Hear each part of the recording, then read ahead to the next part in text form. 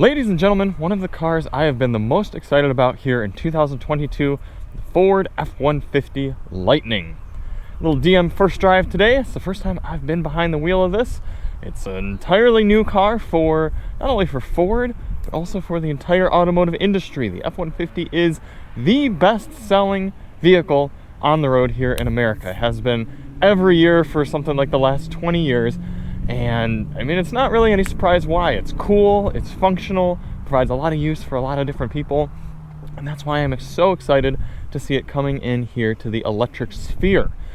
We're gonna take a little bit of time today, go out, talk about what this truck provides. This is the Top Dog Platinum trim, so it's got a whole bunch of features and goodies along with it. We're gonna talk about what it's like driving an all-electric truck. I'm not going to spend too much time looking around the vehicle, mostly because this is a fairly standard F-150 in a lot of ways. You see similar tailgate here, similar bed, sprayed down, very functional. All your various plugs there. It's very similar to what you'd see in a hybrid F-150, which I know a lot of people don't get. I spend a little extra money for the hybrid. Various lightning badges. This is actually three-dimensional too. It's not just a sticker that goes on.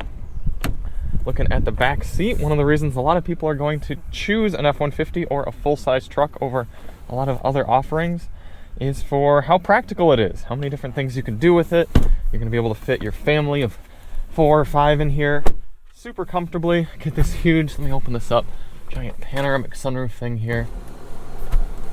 Pretty darn cool. Power points back here, 20 amp normal wall style outlet. Oh, come on, let's go all the way now.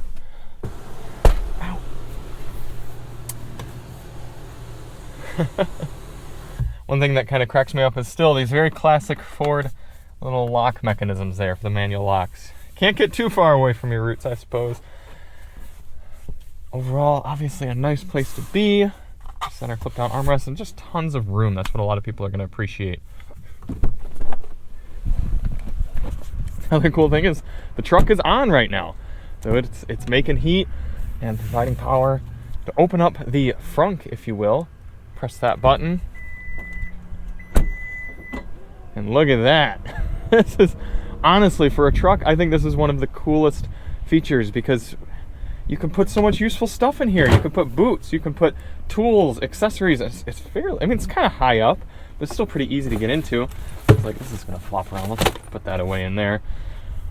More various plugs, a lot of 20 amp plugs actually, all sorts of things. It's a mixture of usefulness and convenience, even some tie-down hooks. That's really cool to me. I feel like a lot of cool things are going to be able to be done with that. And it powers back down.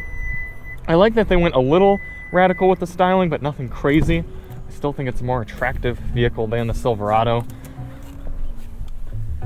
Getting into the inside, obviously being a platinum trim, all sorts of nice things, no big surprise. But let's get on the road and talk about what this thing is like to drive. I'm going to reset my efficiency, even though this isn't going to be a very long drive, still be curious. I do have one pedal driving on, which means as I let off the accelerator, the car is going to slow down and bring me right to a stop without touching the brake. That's pretty cool. A few different drive modes, normal, sport, off-road, tow and haul. We'll try the normal and the sport modes as we get going. Not a big fan that they still have the old clunker shifter, but I suppose a lot of people in the traditional truck market are going to appreciate that.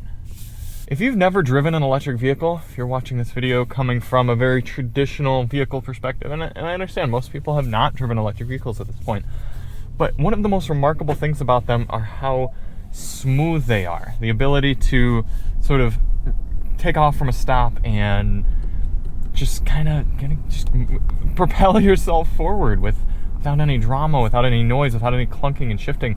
You don't really realize, regardless of how smooth of a gasoline vehicle you may be used to driving, once you drive something that's electric, you're like, oh wow, this can be so much better, and it really is. Bring up the map.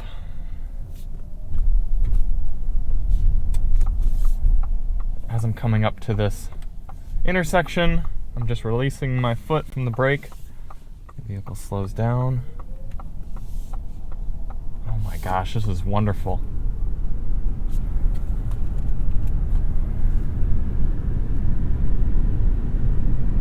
Listen to how quiet that is. If you all really want to get an idea for how this sounds, put in headphones because you'll hear exactly what I'm hearing. There are microphones in my ears.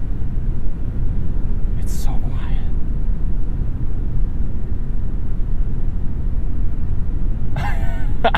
I don't even have any use for a full-size truck, but I really want one of these. And I kind of take that back. I could do some towing, and we have our Ford Maverick at home and do a decent amount of truck stuff with that. Oh, this is nice.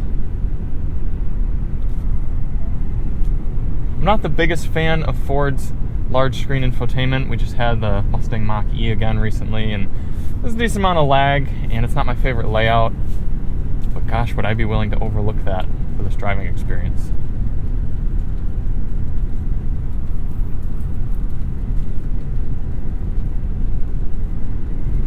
They did a good job with the, I'm going to use the word throttle. I know it's not actually a throttle, but the accelerator tuning as well. I'm noticing that as I get off the accelerator, the vehicle doesn't yank me forward in one pedal mode. It's a smooth progression. And I'm going to take a right and accelerate here. It's a very progressive and linear acceleration as well. All right, let's get on it a bit here. Whoa! Wow, that's cool. That's really cool. That's a good amount of power. All right, to heck with it. Let's put it into sport mode. Come on.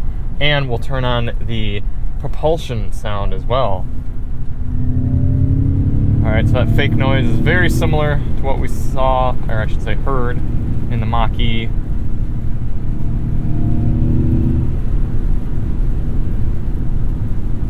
Letting the car slow me down, but I'm gonna have to apply some brake.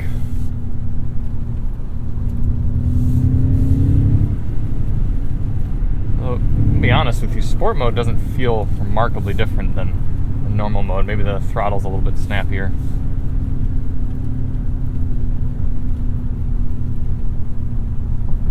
"22-inch wheels on this model.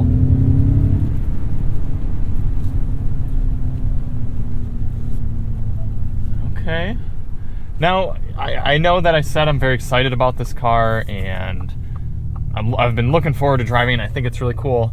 That doesn't mean I wouldn't call out for it if they had any weirdness that I've been noticing. I know this thing is expensive, so that's something to keep in mind. It's going to be really hard to get for a long time too, and that's honestly the biggest disappointment to me is the supply. Ford's making some really cool things right now, but you can't just go down to your local Ford dealer and pick one up. All right, propulsion sound is already getting old. It's one of the things I like about EVs is just being able to drive them silently. Back into normal. I think people are going to be really impressed by how just approachable and normal this thing is to drive. And how smooth and nice it is. They didn't do anything really radically weird. I mean, you got your trailer brake controller, you got your gauge cluster, all your controls. Can you fold this while driving? No, okay. This is a very brief, raw first impressions, first drive sort of experience. Once we get this car back at DMHQ, of course, we're going to be testing the sound system, testing the efficiency, and just spending more time with the truck and getting a full DM test drive. Ooh, this ride is not fantastic. Kind of being reminded what it's like to be in a body-on-frame truck. And I have to think that if you got rid of the 22-inch wheels and put something a little more reasonable on there, the ride would be a little bit better.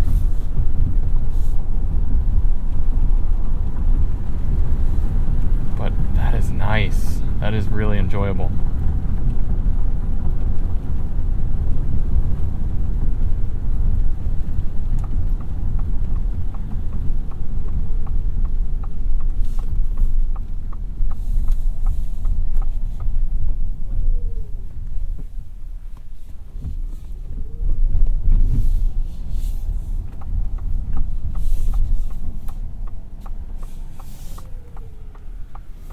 Alright, one more accel.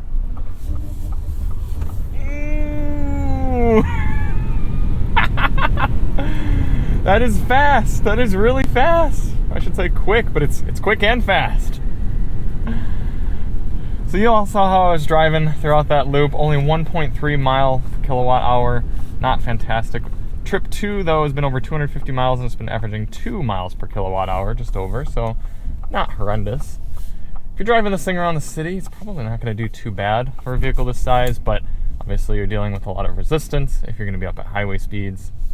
This is revolutionary. It really is. I'd be very surprised if this isn't considered like vehicle of the year or something coming up here pretty soon, because yeah, this has a lot going for it. Let's see if I can sneak into this paddock here. Get out of the rain. Well, and now you all aren't going to be able to see anything. So this has a silly little fold feature, and then you got your McDonald's food tray coming out right there. Not really going to go through the interior all too much more. If you do want to see more on that, we've reviewed other F-150s.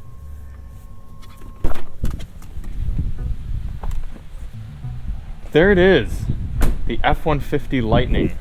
Not a disappointment whatsoever. I'm excited to get more time with it. I'm excited for Ford to be building more of them, producing more. If you do want to see more on the F-150 in general, we've reviewed a whole bunch of them. I'll put the links in the description. And keep an eye out for when we get more time with the F-150 Lightning and put it through the paces at DMHQ. Thank you all so much for watching, and we'll see you on the next one. I'm Charlie with Daily Motor, and as always, drive on.